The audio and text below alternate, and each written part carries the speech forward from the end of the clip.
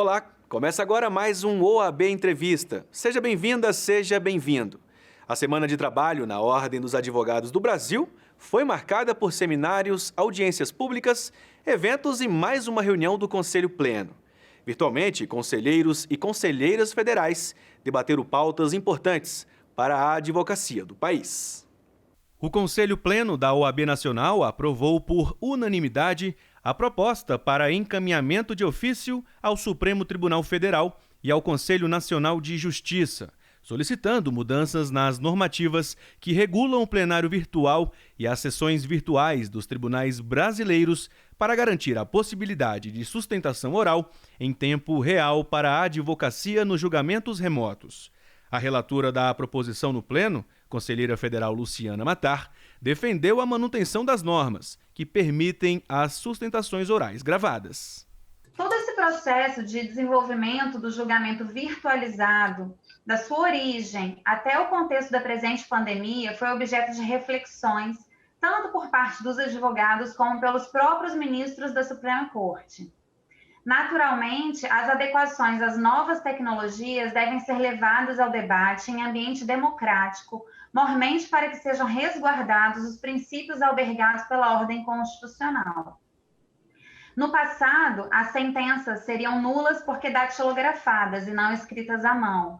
Vieram as copiadoras Xerox, o fax, o mimeógrafo, e a cada avanço veio uma resistência. Essas são as marchas e contramarchas do processo de desenvolvimento, e essa história nos mostra que não podemos nos opor à tecnologia. Mas a história também nos revela que o direito é a ciência do justo, do equitativo, do prudente. Nesse sentido, temos o dever de agir com prudência no debate quanto ao julgamento virtual, o qual requer cautela para que sejam protegidas as garantias constitucionais do cidadão, o direito à ampla defesa e ao contraditório e o adequado exercício da profissão do advogado. O Pleno da Ordem também aprovou a autorização para que a OAB solicite ingresso como amicus curiae em duas arguições de descumprimento de preceito fundamental em tramitação no STF. Uma delas é a DPF 640, que tem por objeto dispositivos da Lei nº 9.605 de 98 e do Decreto 6.514 de 2008, relativos à destinação de animais silvestres, domésticos ou domesticados, nativos ou exóticos apreendidos em decorrência de abuso e maus-tratos. A Ordem vai pleitear o ingresso para defender a posição pelo afastamento de qualquer interpretação que autorize o abate desses animais. Já na DPF 623, que debate a legalidade do decreto presidencial que altera a composição e o funcionamento do Conselho Nacional do Meio Ambiente, o Pleno autorizou o ingresso da Ordem no debate para defender a inconstitucionalidade da norma. No entendimento dos conselheiros federais, o decreto inviabiliza o exercício da mais ampla participação da sociedade, violando nos princípios do direito ambiental expressos na Constituição Federal. Ainda na reunião, o Conselho Pleno homenageou o jurista Paulo Bonavides pelo legado em defesa da democracia e do Estado Democrático de Direito. Bonavides faleceu no dia 30 de outubro, aos 95 anos. Acompanhe. Um dos constitucionalistas mais respeitados do país também foi pauta durante o Conselho Pleno desta semana. Na ocasião, o conselheiro Hélio Leitão destacou a trajetória profissional de Paulo Bonavides como jornalista, advogado e jurista, que deixa um legado de suas reflexões teóricas e o exemplo de uma vida devotada à ciência e à causa da democracia. Apóstolo da democracia, Bonavides sempre pregou o evangelho das liberdades, da igualdade, da justiça social, dos direitos humanos. E viveu o que apregoou. Como certa vez disse seu amigo de tantos anos, Evandro Lins e Silva, como ele e Medalha Rui Barbosa, Paulo Bonavides possui a rara proeza de ser fiel a si mesmo. Fica o legado de suas reflexões teóricas e o exemplo de uma vida devotada à ciência e à causa da democracia, de que foi defensor intransigente. Fará falta, muita falta. Você confere todos os detalhes do Conselho Pleno da OAB lá no nosso site. Basta acessar www.oab.org.br. A Ordem manifestou em nota repúdio aos fatos ocorridos no julgamento de Mariana Ferrer. O tratamento recebido pela vítima durante a audiência provocou indignação e críticas na advocacia, onde o advogado de defesa teria se exaltado tanto no tratamento quanto nas palavras contra a vítima. Segundo a nota, é inadmissível o tratamento recebido pela vítima durante a sessão e que a violência de gênero não pode ser usado como estratégia de defesa no curso do processo. Ainda de acordo com o documento, é indispensável que seja apurada a ação ou omissão de todos os agentes envolvidos. O tratamento recebido por Mariana, como revela a presidente da Comissão Nacional da Mulher Advogada, Daniela Borges, demonstra um processo de humilhação e culpabilização da vítima, sem que qualquer medida seja tomada para garantir o direito, a dignidade e o acolhimento que lhes são devidos pela Justiça. Acompanhe. Doutora, segundo a nota, abre aspas, é inadmissível o tratamento recebido pela vítima durante a sessão, já que as cenas divulgadas mostram um processo de humilhação e culpabilização da vítima sem qualquer medida tomada para garantir o direito, a dignidade e o acolhimento que lhes são devidos pela Justiça, fecha aspas. O que a senhora acha sobre isso? Acho que o primeiro ponto principal é perceber que é evidente que as partes têm direito à ampla defesa e contraditório. Então, o réu, no processo, ele tem direito à ampla defesa e contraditório. Mas é muito importante a gente perceber que no processo é preciso um respeito sempre às partes, sobretudo à vítima dentro do processo.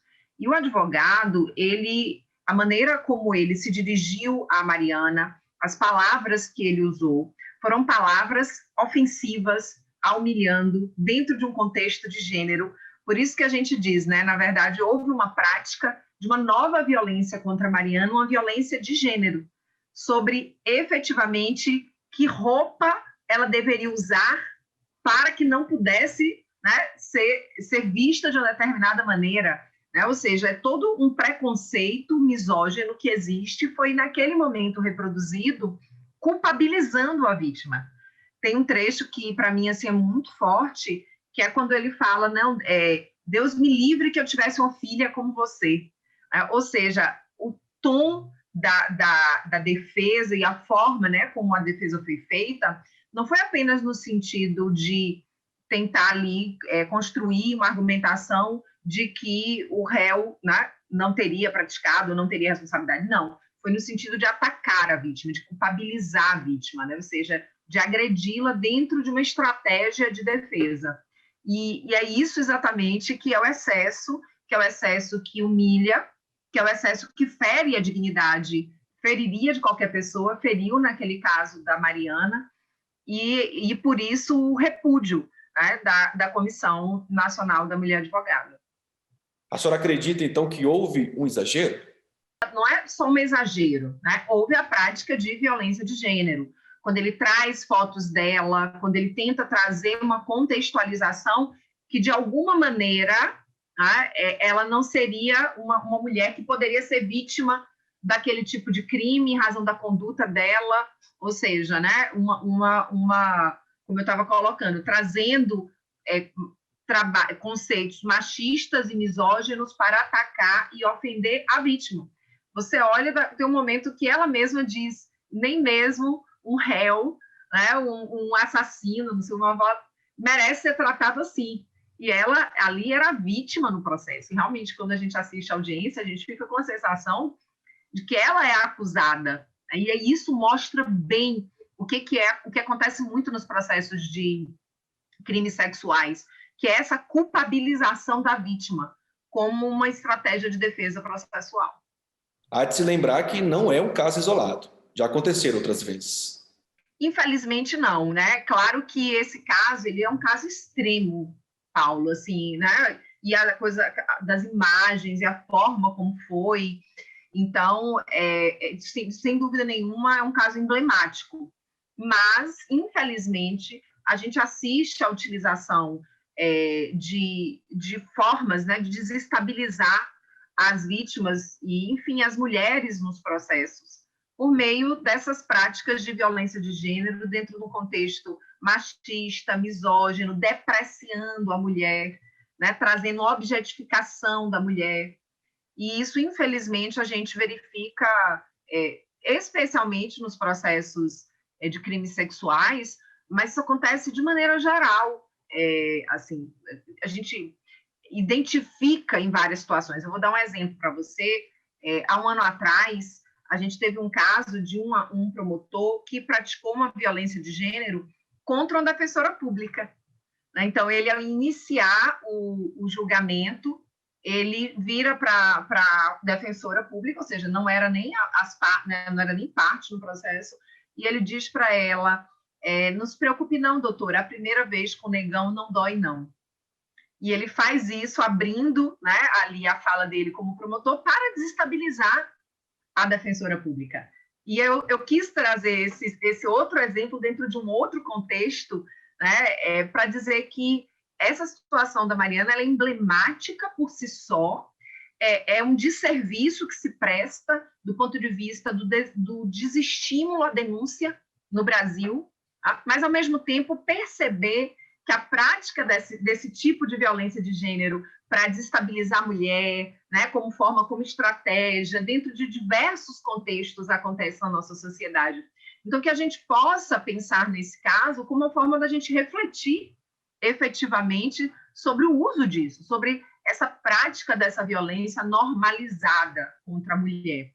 Mas, voltando ao caso da Mariana especificamente, uma coisa que me preocupa muito, porque no Brasil tem números, pesquisas que mostram que das mulheres que admitem que foram, né, vítimas de crimes sexuais, assédio, e, enfim, crimes sexuais de maneira geral, 75% relatam que nunca denunciaram. 75%. E quando a mulher assiste um vídeo daquele, eu fico pensando, sabe, Paulo, tantos anos de campanha, tantos anos, né, a gente dizendo denuncie, denuncie, denuncie, e aquele vídeo, ele vai contra tudo isso, porque a mulher fala: é isso que eu vou encontrar no sistema de justiça brasileiro, uma outra violência, porque é claro, e aqui eu volto a dizer, claro que no processo tem que ter uma defesa, tem que ter o contraditório, mas tem que ter respeito. Isso é o que faltou naquele caso.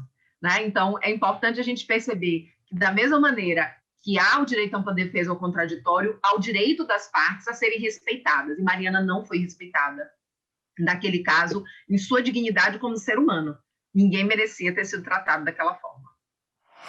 O mês de novembro chegou muito bem acompanhado, não é para menos, já que o momento se faz importante por conta da prevenção do câncer de próstata. Novembro Azul, uma data especial e uma lembrança de cuidado à saúde masculina. Com o diagnóstico precoce da doença, é possível preservar o seu futuro. A Ordem dos Advogados do Brasil apoia esta campanha, como conta o membro da Comissão Especial de Direito Médico e da Saúde, Renato Battaglia. Estamos falando de uma doença que afetará todos os homens, uma doença que, se não tratada, vai levar ao óbito, e uma doença que, se for detectada precocemente, a chance de cura é praticamente 100%. Sem contar que a sobrevida é muito melhor.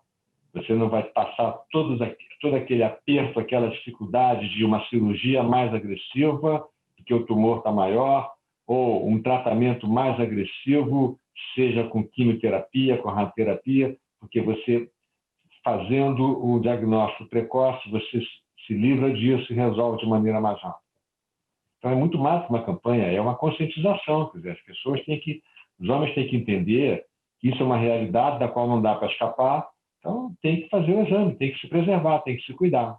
O Conselho Federal da OAB, por meio da Comissão Nacional de Promoção da Igualdade, realizou nesta semana a abertura do mês da Consciência Negra. A transmissão de quase 10 horas de evento contou com a presença de especialistas, dirigentes da ordem, conselheiros e representantes de entidades de defesa dos direitos negros. Na fala de abertura da audiência pública, a presidente da Comissão Nacional da Promoção da Igualdade, Silvia Cerqueira, destacou as ações que vêm sendo desenvolvidas ao longo dos anos em prol da inclusão e garantiu que não há democracia sem a participação de todos. E esse é um momento singular, porque é um momento que nós estamos já começando a colher os primeiros resultados daquilo que nós precisávamos dar visibilidade na Ordem dos Advogados do Brasil, que é exatamente a nossa participação enquanto negros e negras militantes e atuantes. E nós, como bem disse o doutor Luiz Viana, essa visibilidade ela é necessária para que efetivamente se faça a democracia como deve ser feita. O Vidal já diz que a democracia ela se dá com a inclusão de todos nós. E não queremos nada mais que isso. Queremos a inclusão de todos nós. Essa audiência ela vem como resposta a essa caminhada. Essa audiência ela vem como resposta às ações que tivemos no ano passado, quando fizemos um seminário, o advogado, a democracia e as ações afirmativas, quando de lá colhemos muitas sinalizações no sentido dessa necessária representatividade da advocacia negra no seio da nossa instituição, e também resultado da Carta de Mulheres Juristas, que foi entregue na Conferência Nacional da Mulher no estado do Ceará. Ao longo do dia de evento, as palestras abordaram, entre outros temas, os reflexos dos direitos humanos e a garantia das cotas raciais na OAB, ativismo negro e o impacto sobre o exercício da advocacia. Não perca tempo, acesse o nosso site e saiba mais. Este programa volta já já. Vamos para um breve intervalo. Não saia daí.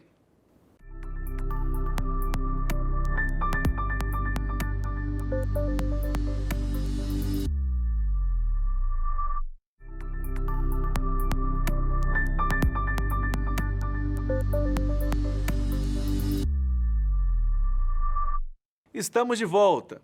A agenda de eventos online da OAB não para. Nesta semana, a plataforma do Conselho também foi palco para seminários, audiências públicas, congressos e muito mais. Confira. A plataforma virtual da OAB recebeu o primeiro Seminário Nacional Digital de Direito Sistêmico. O evento gratuito foi promovido com apoio de profissionais e especialistas no assunto. Um deles é o presidente da Comissão de Direito Sistêmico da OAB-DF, Rodrigo Alves, que ressalta a necessidade de repensar o lugar dos advogados nas políticas públicas de solução de conflitos. Nesse momento de desafio mundial imposto pelo coronavírus, de efeitos econômicos deletérios e impactos imprevisíveis, reflexo em toda a coletividade, a missão do advogado sistêmico se revela, se reforça, se mostra à sociedade e à advocacia nacional. Uma atuação inclusiva, ordenada, equilibrada, uma comunicação não violenta, nós podemos construir, sim, uma sociedade mais pacificada, fraterna. Talvez essa seja a nossa maior missão, a partir desse lugar, nesse sistema da Ordem dos Advogados do Brasil. A audiência pública voltada ao trabalho por aplicativos e organização sindical também foi destaque na programação da OAB Nacional. O evento debateu o assunto pelo viés legislativo, sob a perspectiva dos sindicatos de classe, centrais sindicais, empregados e empregadores, além do ponto de vista das entidades jurídicas e de pesquisadores. Tema extremamente latente dentre aqueles interessados pelo direito do trabalho, direito sindical em nosso país. Temos vivido dos momentos mais amargos de nossas gerações, com toda essa pandemia, mas devemos ter a responsabilidade dos cargos que ocupamos, que é exatamente debater, construir e evoluir nestas questões que nos são também muito caras. A humanidade passa, por um processo ao longo dos últimos anos, das últimas décadas, pode-se dizer, de um processo de um novo tipo de automação, né? Que é uma automação de base microeletrônica, ou seja, o surgimento, né, de todos esses mecanismos, né, de enorme capacidade de armazenamento de dados, a elaboração, né, de aplicativos, todo este mundo da microeletrônica, ele gera um conjunto novos e diferenciados de trabalhos, de tipos de trabalhos. Já me posiciono aqui na arrancada sobre a pergunta do nosso... Não é uma pergunta, é só uma provocação para reflexão do nosso seminário. Evidentemente, a lógica, né, entre aquele que trabalha e é hipossuficiente, seja ele um trabalhador motorista de aplicativo ou um trabalhador por aplicativo que faça entrega de mercadorias, e aquele que o contrata, que é agora uma grande plataforma, muitas vezes de abrangência global, né? A relação de trabalho, ela continua existindo com todas as suas características. E não para por aí. Em outro momento, a Ordem realizou a 10ª edição do Congresso Nacional de Direitos da Diversidade Sexual e de Gênero, com transmissão ao vivo pelo YouTube. Na abertura do evento, a presidente da Comissão Especial da Diversidade Sexual e de Gênero da OAB, Raquel Castro, destacou a atribuição do Conselho como verdadeiro serviço público. Na abertura do evento, a presidente da Comissão Especial da Diversidade Sexual e de Gênero da OAB, Raquel Castro, destacou a atribuição do Conselho como verdadeiro serviço público. Para ela, a Ordem superou os interesses profissionais e corporativos e assumiu relevantes funções políticas, como o aperfeiçoamento das instituições jurídicas, a defesa da Constituição e da fiscalização da aplicação das leis. A OAB, portanto, ela ocupa um papel fundamental no Estado democrático de direito, atuando quando há interesses que transcendem as relações individuais.